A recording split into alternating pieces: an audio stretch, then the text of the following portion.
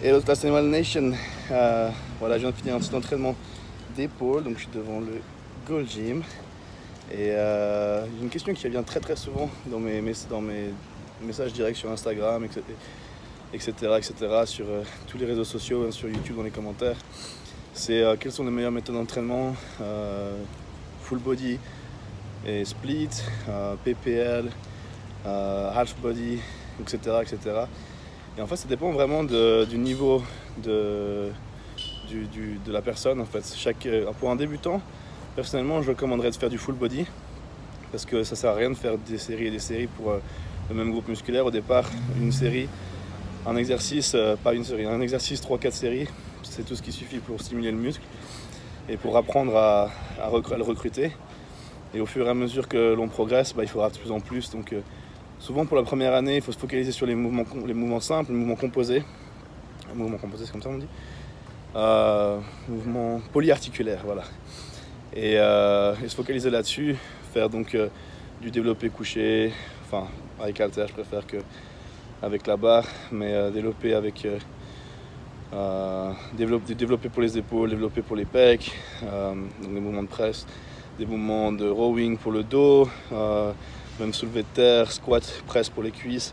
Alors vraiment se construire sur la base, essayer d'éviter trop les détails. Et au fur et à mesure qu'on construit une base musculaire, commencer à passer plutôt en half body ou commencer à donc diviser le corps en deux, haut du corps, bas du corps, petit à petit, jusqu'à ce que vous passiez encore un stage. Je pense que la première année, en gros, pour donner une idée, je pense que la première année, ou en tout cas les premiers 6 mois, et ça c'est bien aussi pour les gens qui sont blessés et qui reviennent de blessures, c'est bien de faire du full body, parce que justement ça permet de se remettre dans le bain rapidement, réactiver le corps, réhabituer les muscles au travail musculaire, etc.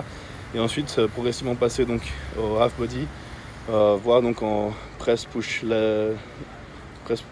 pull legs, pardon, et et ensuite passer en split. Donc le split, en gros, pour aller droit au but où je veux en venir, c'est que c'est vraiment une manière de travailler beaucoup plus avancée. Moi j'utilise ça depuis longtemps, mais si j'avais su, j'aurais fait peut-être ça plus tard au départ, pour vraiment construire une base. Une fois qu'on a la base, c'est là qu'on va commencer à voir qu'il y a des points faibles qui se développent, des muscles qui sont en retard par rapport à d'autres. Et c'est là qu'on va commencer à donc cibler de manière plus isolée certains muscles, pousser le travail sur certaines choses plus que d'autres, peut-être laisser travailler moins des points forts, etc. Commencer à prioriser. Ça c'est un gros thème pour moi pour vraiment progresser, c'est de savoir nos priorités quand on travaille. On ne peut pas progresser partout à la même vitesse, ou alors on va progresser lentement, très lentement. À mon avis, c'est mieux d'avoir une liste de priorités et de savoir sur quoi on veut travailler en priorité, et le groupe musculaire qui va avoir le plus d'impact sur notre physique si vraiment il progresse. Et voilà, cela dit, donc si on décide de prioriser le dos comme c'était mon cas l'année passée, tous ces mouvements de tirage, faire le dos 2 fois par semaine, ça va améliorer aussi les biceps forcément. Si vous décidez de prioriser les pectoraux, vous allez sûrement améliorer votre triceps aussi. Et puis forcément, si vous faites les jambes, les mollets, les ischios, etc., tout va progresser. Donc la priorité, il faut cibler un groupe. Il faut effectivement savoir que les muscles accessoires risquent de rentrer aussi, de progresser de cette façon-là. Et donc par exemple, pour la question qui revient suite à ma dernière vidéo par rapport à pourquoi je ne fais pas de squat, personnellement, moi le squat, ça me travaille énormément les fessiers.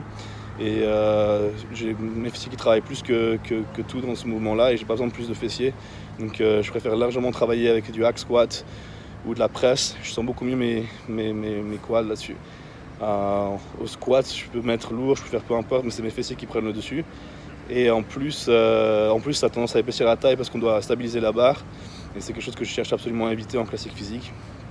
Et donc, mais bon, pour savoir ça, que vos fessiers sont dominants sur le mouvement de squat, il faut avoir fait des squats. Vous pouvez demander aux gens qui sont entraînés avec moi à l'époque en Suisse, enfin avec moi en même temps dans la salle, ou ceux qui me suivent depuis très longtemps sur les réseaux Planète Muscle, etc.